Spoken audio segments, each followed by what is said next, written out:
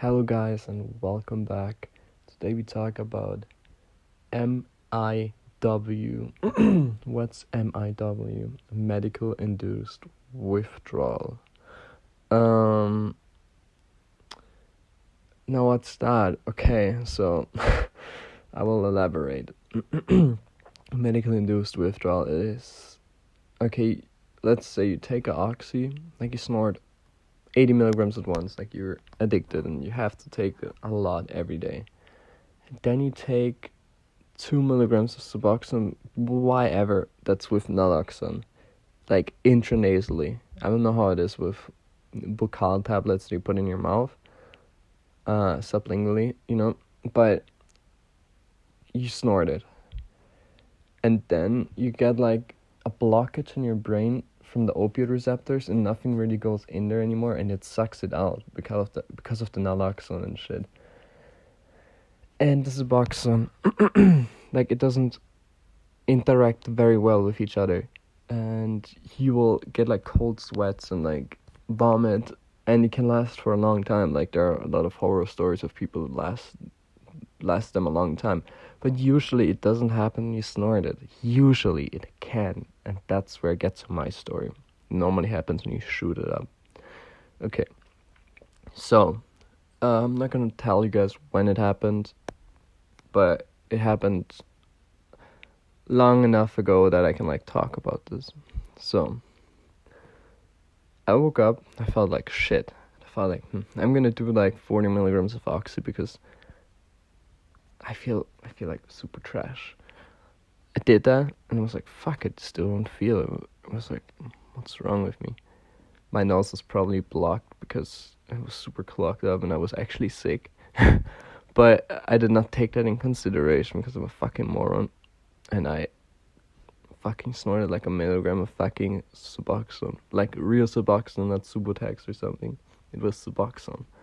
Like with naloxone. And I started like to get cold sweats all over my body, and I had to lay down. I was like, what the fuck? And I wanted to go out, but that was not gonna happen anymore. So I started like gagged the whole time. I was like, okay, I'm gonna get a bucket because I can't go out and like vomit. My siblings are there, like, what the fuck? So it was in my room with my fiance, and I was just fucking vomiting. And she had to go to school and shit, like, I was like, fuck. Okay, that sounds like she is underage. No, it's not a fucking high school or something. What the fuck? So yeah, she had to prepare to go out, and I wanted to go out as well, but I couldn't. I was vomiting like for 1.5 an hour. Like, it was not 1.5 hours. What's wrong with me? It wasn't like usual vomiting. I didn't get nauseous. I just had to vomit. Like, my body just like pushed it up. My stomach started to cramp, and I just fucking puked it all out. And after like that hour and a half, I felt better. Like, but I had to go out later. I had to go to my fiance's mom and stuff, and I had to do a lot of things. Like, I had to be fit. So what did my crazy ass do? I was like, okay, I'm gonna get diacetyl morphine, and I'm gonna do like a shit ton of it, and if I'm not gonna feel better, I'm just gonna go into the hospital and tell them I'm sick, I'm in the hospital, whatever. Did that. I got like very good percentage actually, and yeah, I actually felt better. I don't know how, but it actually worked. I don't know if it worked because I took like a shit ton of it, but it did. And I was like able to go outside. So I packed my bags and went out. The only problem was I still wanted to like feel, I wanted to feel the bag.